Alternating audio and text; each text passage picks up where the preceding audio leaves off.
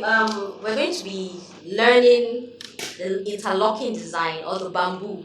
Okay. Or like some people call it origami, which is just a part. It's just a part of the whole origami thing. There are different techniques. Okay. So we are starting off obviously with the full front bodice block. Yes, but it can be anywhere. Okay. So make sure you cut out your dots and make sure you trace your full front. And then let's get ready to begin.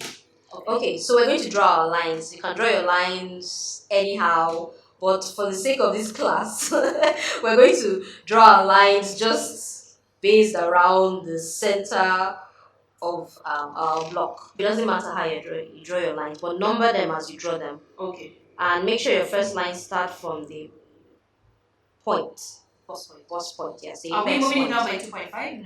No. It must be at the apex. Okay. You can draw as many lines as long as they interlock. Okay, and you say we should number the lines? Yes, number them. Number them as you go. And the lines have to stop obviously at the tip of the dot so that when we close this, that yes, it's closed. Yeah. And the second line is going to the other bust point so that you can also have that. And it can be on any point along this line or in the middle? Any point. Any point. So just draw a few lines. As many or as few as your design indicates.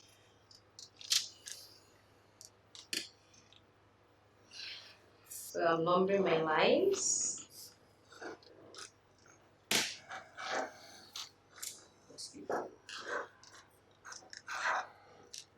So we start from number 1. So you cut from the base to the bust point. And then through. Yes, and then close the dart. Like that? Yes. Easy. Okay. Right. Done. So now you fill in the gaps. So it's easier for you to cut out a triangle bigger than the space. Yes. You still need to redraw those lines. Let me just So precision is actually important in anything origami.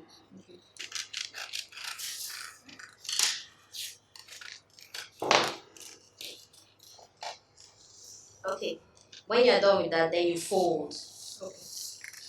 You fold in the direction that's going to be folded. Yes, you normally fold it in the direction of the next line. For the first one, in the direction of the next line. For the remaining ones, in the direction of the previous line. Meaning that you are going left, right, left, right, left, right. Okay. Stick down an excess paper at the back. Please always make sure you stick down your excess paper. So if you have transparent scotch tape, that's actually the easiest thing to use. Yes, all the way to the point so that you can have that cracky thing there. Okay. Make sure your lines meet, please. And then you cut off the excess paper you had there at the bottom if you had any. Okay, and then make sure that center bit is folded very well so that you can see it. And then you draw out that line, the center line. I have my center line,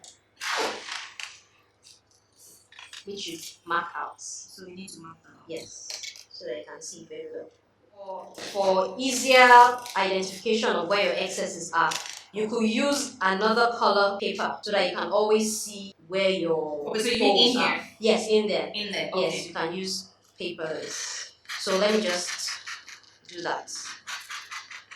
That's your new so that you know where your new dart is. So now you extend number 2. We're going to number 2 now. Okay. Your line 2. Okay. You extend your line 2 to the center of line 1 because you're going to use it. Okay. So now to cut 2, you go up the center line. You cut up the center line. Okay. And down to the bust point.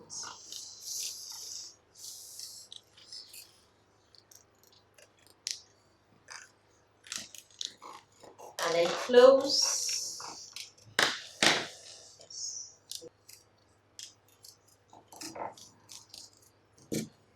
Okay. Great. Point of my dart. Okay, so what's the next thing to do? You fill in the second part, the space.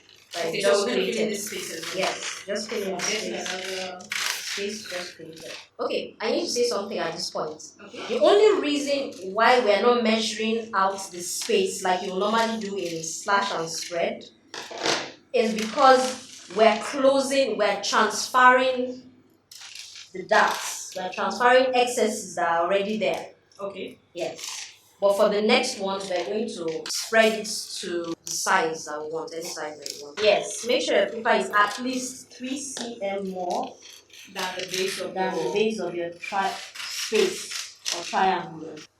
So I'm measuring here.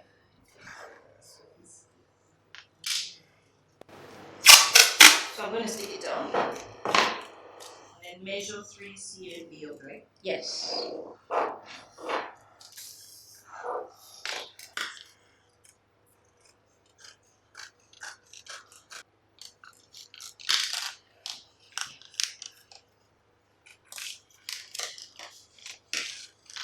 You cut on the line. On the cut on the line, yes. Just cut this one down. Yes, cut off. What about this line? Cut it. Cut on that line. Yes, cut the way all the way up to that line. Yes. Okay. Yes, and you see why. Yes, just cut all and then cut that paper out so that. Okay, I cut this one out. Yes, cut it out. Okay. Now you bring this up. That's the only way you can bring this one up. Oh, I see. Yes. I see. Yes, if you hadn't cut it off, you will not be able to bring it out. Okay, I get you now. Okay. So we're going to fold in the opposite direction. So you fold it and crease the center line like similar to what we've done. Yes. So now that extra paper, instead of taking it back, right, that extra paper, using the same line, the center line here, just cut. Oh. Because that's exactly what you're going to do when you fold the other side. Oh, I see. Okay, makes sense. Because one side and the other side are equal. Yeah. And then you can see the bottom part also meeting. Yes. As well. So you cut that line all the way to the point.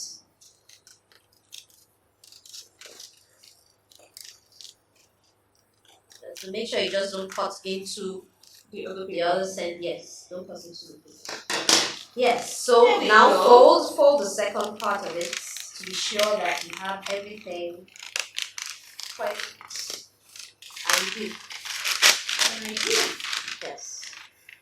Yay! Nice. So you have 1 and 2. You can already see how it's coming out. Yes. By the time you do 3, you get the rest. Yes, the rest of them are the same. So you can see.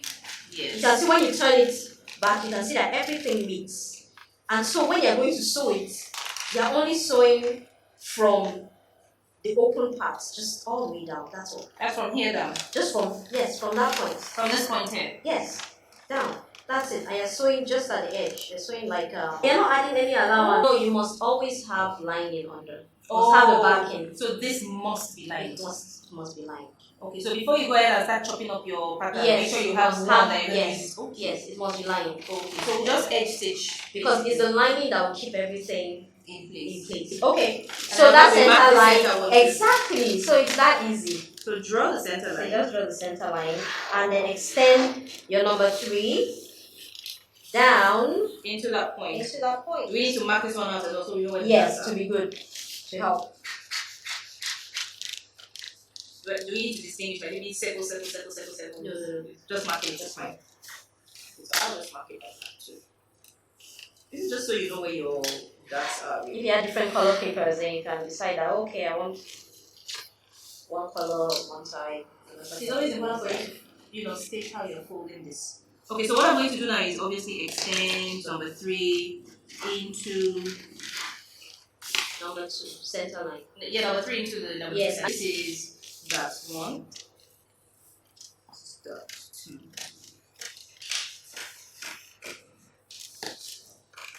On the line 3.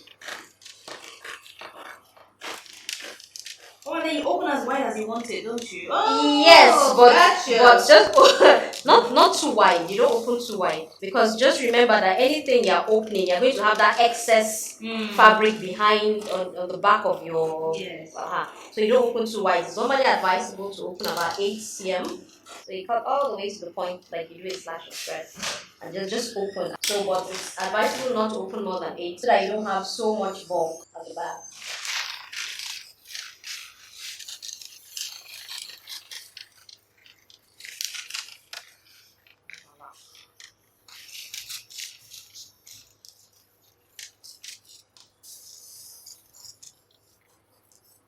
And then you repeat the same process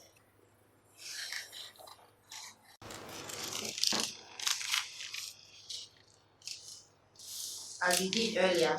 We extended the line 3, 4 cm, and above 3 cm, and then we fold. You just fold it in the opposite direction of the one you folded earlier. Here, we started with this, folding this way, and we folded this way. So now we're folding this way. Yes, so just do and crease as we did. Crease the center line so that you can see it well. And cut off your excess using this. You did very well.